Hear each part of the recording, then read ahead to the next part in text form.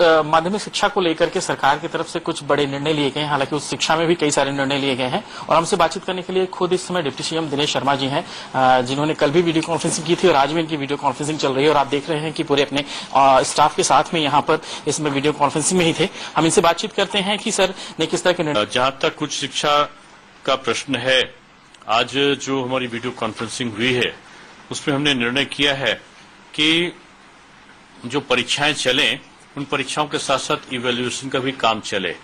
सुझाव के तौर पर यह दिया गया था कि परीक्षाएं जो हैं उनमें क्वेश्चन कम आए और तो कुछ विश्वविद्यालयों ने कहा कि कम क्वेश्चन के साथ कर सकते हैं। कुछ विश्वविद्यालयों की कठिनाई ये थी कि उनके पर्चे छप चुके थे, तो ये विश्वविद्यालयों पर छोड़ा गया है कि वो 2 शिफ्ट में कराते हैं कि 3 शिफ्ट में कराते हैं। हमारी कोशिश यही होगी कि 2-3 शिफ्टों में परीक्षाएं कराई जाएं। ये लेकिन अगर कोई 3 शिफ्ट में 2 शिफ्ट में कराता है और समय से परीक्षा पूर्ण कर देता है तो उसको उसकी छूट होगी। जैसे ये परीक्षाएं सर मैनुअल होंगी या फिर सीधे ऑनलाइन माध्यम से रखेंगे या किस तरह से होगा सर? नहीं, परीक्षाओं के बारे में 3 मई को अगर लॉकडाउन हट जाता है तो लॉकडाउन हट जाने के बाद ही परीक्षाओं की बात हम कर रहे हैं। लॉकडाउन अगर हट जाता है तो 15 मई के आसपास से 15 मई के बाद ये परीक्षाएं कराने के लिए अधिकृत होंगे विश्वविद्यालय। कुछ विश्वविद्यालय चाहते हैं कि वो पहले भी कर सकते हैं, तो अगर लॉकडाउन हट जाता है और पहले वो करा सकते हैं तो वो पहले भी करा सकते हैं। कुछ विश्वविद्यालयों ने ये रखा था कि सेंट्रलाइज इवैल्यूएशन की व्यवस्था है, तो सेंट्रलाइज इवैल्यूएशन की जगह वो डिसेंट्रलाइज इवैल्यूएशन की मांग कर रहे थे।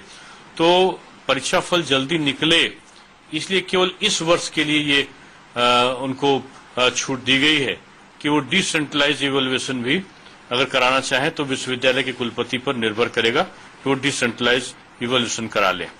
फाइनल ईयर का जो रिजल्ट है, वो जो लोग अंतिम वर्ष के छात्र विद्यार्थी बैठे हैं परीक्षा में, उनका इस प्रकार से स्कीम को जो परीक्षा का सूची है उसको तैयार की जाए कि जो अंतिम वर्ष का विद्यार्थी है उसकी परीक्षा पहले हो और रिजल्ट पहले निकले, यानी जून तक रिजल्ट निकले और जुलाई में हमारे एडमिशन पूरे हो।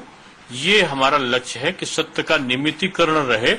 अगर किसी कारण से व्यवधान पहुंचे तो जो हमारी ग्रीष्मकालीन अवकाश है या हमारा जो शीतकालीन अवकाश या कई अन्य अवकाश होंगे उनको न्यून करने पर भी हमारा विचार है कि उनको अगर हम छोटा भी कर देंगे तो हमारा सत्य नियमितीकरण चलेगा। सर माध्यमिक में भी क्या ग्रीष्मकालीन अवकाश को न्यून किया जाएगा, ऐसा कुछ? नहीं, माध्यमिक में तुम्हारी परीक्षाएं हो ही चुकी हैं, तो माध्यमिक में हमारी जब ग्रीष्मकालीन परीक्षाएं हो चुकी हैं तो जो बच्चों का सत्र अभी हम शुरू कर रहे हैं ऑनलाइन को हमने शुरू ही कर दिया है, तो इसलिए अगर आवश्यकता पड़ी तो न्यून किया जा सकता है। ये लॉकडाउन पे निर्भर करेगा। सर इसमें कुछ ऐप वगैरह दे रहे हैं कि इस ऐप को बच्चे डाउनलोड करें या कैसे, मतलब वो ऑनलाइन? देखिए, जो स्कूल के एनसीईआरटी का दीक्षा पोर्टल ऑलरेडी अपलोड है और उसके आधार पर पढ़ाया जा सकता है। इसके अलावा कई और शिक्षा के चैनल में इस प्रकार की व्यवस्था है ऑनलाइन टीचिंग की, तो उसकी सहायता वो लोग ले सकते हैं।